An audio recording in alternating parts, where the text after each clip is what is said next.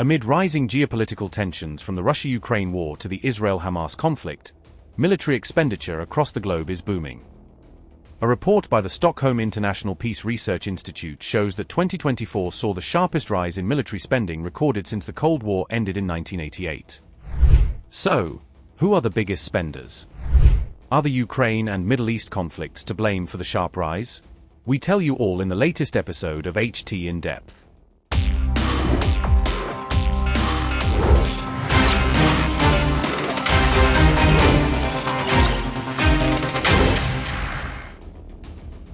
As per a report by the Stockholm International Peace Research Institute, global military spending is now at $2,718 billion in 2024, up by a record 37% between 2015 and 2024. So, who are the biggest spenders? On top of the table is none other than the United States of America at $997 billion. China, Russia, Germany, and India are the other top spenders. The five mega-economies account for 60% of the global spending at a combined total of $1,635 billion. The two largest spenders, the United States and China, accounted for almost half of the world's military expenditure in 2024. India is the fifth highest spender at $86.1 billion, a steep 1.6% increase between 2015 to 2024. This is the second year in a row in which the growth of military expenditure increased across all five geographical regions. In the Americas, countries spent $1,100 billion, accounting for 40% of the global spend. In Europe, which has been on the edge over the ongoing Russia-Ukraine war, military spending increased by 17%, a total of $693 billion.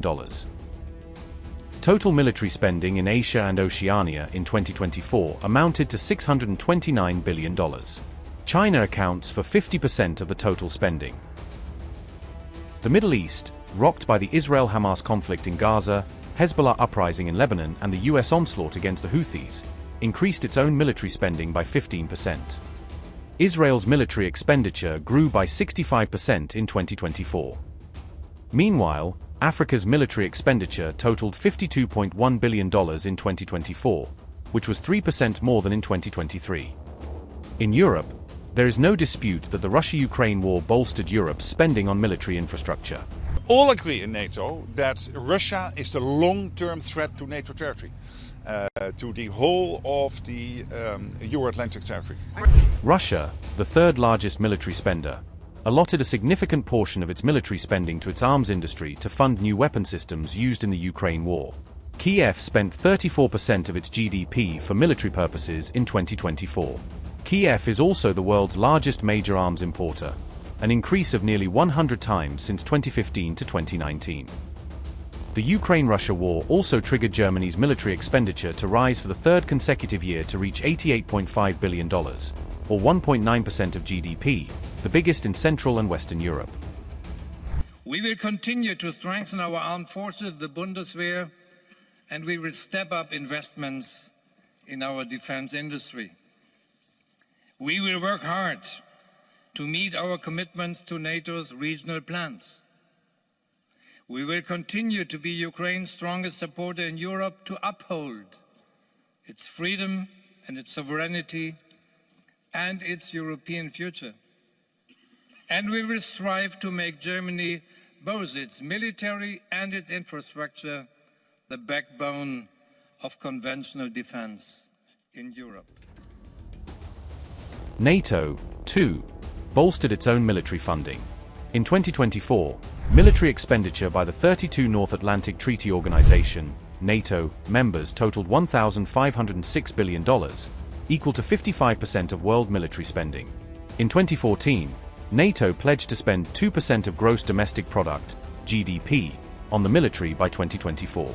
In 2023, they revised this guideline to at least 2% of GDP. Yes, it has to be considerably higher than this famous 2%, which we wanted to achieve by 2024. We have seen the last couple of days countries like Belgium and Spain and Italy saying we will reach the 2% in time for the summit. So that is not 2024, but close. But clearly with 2% we cannot defend NATO territory. It has to be considerably higher. And I've said before, it has to be considerably north of 3%. And this is based not on an assumption, but based on careful planning. We know exactly which capabilities we need to reach. We know the gaps there are to keep NATO territory safe. And the good thing is that by spending so much more on the Canadian-European side, we will equalize with what the US is paying on its defense. And that means that with Trump 45, what we have seen is now hundreds of billions, now in total 700 billion spent more on defense on aggregate. But this will indeed bring in not billions, but trillions more for the coming years. Locked in a heated face-off with Pakistan, India is now the 5th biggest military spender, 9 times ahead of its rival nation. India is also one of the world's largest arms importers, giving it an extra boost against Pakistan. If we compare GDP spending, India spends 2.67% of its GDP on military infrastructure against Pakistan's 2.27% in 2024. This, as tensions spike between the two nations over the recent Pahalgam terror attack that killed 26 tourists and injured many. While top world leaders speak against war, the world's top arms producers aren't complaining or are rather thriving off wars. Almost all major countries are now arming themselves to the teeth to fend off any threat. Will this only escalate pre-existing fault lines among nations? Will more nations take the military approach to execute their ambitions? We'll wait and watch.